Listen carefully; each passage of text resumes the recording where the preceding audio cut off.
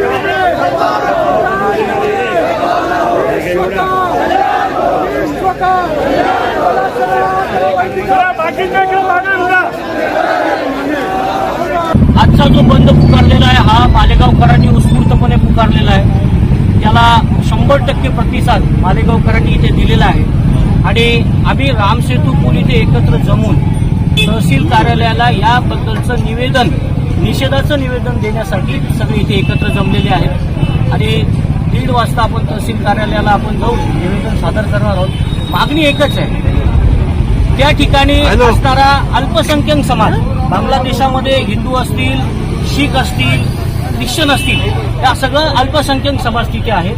त्या समाजावरती तिथल्या सत्ता पालटाचा परिणाम होऊन मोठ्या प्रमाणावरती कत्तली, तिथले धार्मिक स्थळांची तोडफोड, मंदिरांची तोडफोड अशा ज्या निंदनीय घटना करत आहेत, हा एक प्रकारचा वेगळ्या पद्धतीने केलेला त्यांचा दृष्टिकोन आहे। हा दृष्टिकोन कुठल्याही प्रकारामध्ये सहन केला जाणार नाही। आम्ही माननीय पंतप्रधान नरेंद्रजी मोदींना सगळ्यांच्या वतीने आम्ही विनंती करतो की या बांगलादेशावरती एवढा प्रेशर टाकलं जात यावं की तिथल्या कुठल्याही अल्पसंख्याकाच्या केसाला हात लावता येणार नाही आणि आम्ही या घटनेचा प्रचंड प्रमाणात निषेध करतो। त्याबरोबर कलकत्ता इथे घडलेली जी दुर्दैवी घटना आहे, त्या महिला डॉक्टर भगिनीचे त्या अत्याचाराचा निषेध आम्ही ह्या आंदोलनाद्वारे, आंदोलन म्हणण्यापेक्षा निषेध आम्ही तिथे व्यक्त करणार आहोत। बांगलादेशात हिंदू समाजावर, हिंदू समाजातील माता भगिनींवर झालेला अन्याय, अमानुषपणे झालेला बलात्कार, त्या विरोधात आज निषेध आंदोलन म्हटलं तरी चालेल। मालेगाव शहर, मालेगाव तालुका हा कडकडीत बंदची हाक मालेगाव शहरातील सर्व सामाजिक संघटना, सर्व हिंदुत्ववादी संघटना आणि सर्व राजकीय पक्षांनी आज दिली होती।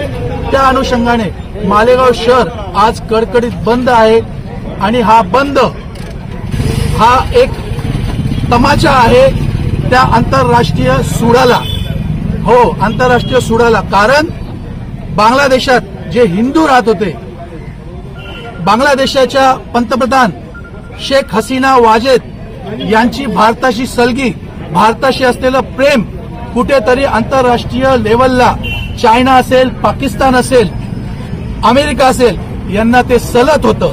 म्हणून बांगलादेशात ही हिंदू विरोधी मुवमेंट चालू केली। हिंदू विरोधीच का? कारण भारत हा हिंदू बहुसंख्य हिंदू राष्ट्र असल्यामुळे ही मुवमेंट चालवण्यात आली आणि त्या ठिकाणी असलेल्या हिंदूवरील अत्याचार हा फक्त हिंदूवरील अत्याचार नसून हा भारतावर असलेला घाला आहे। त्यामुळे आजच्या बंदमध्ये फक्त हिंदू नव्हे तर प्रत्येक भारतीय आज सामील होईल आणि मालेगाव शहरात या बंद हा कडकडीत यशस्वी होईल।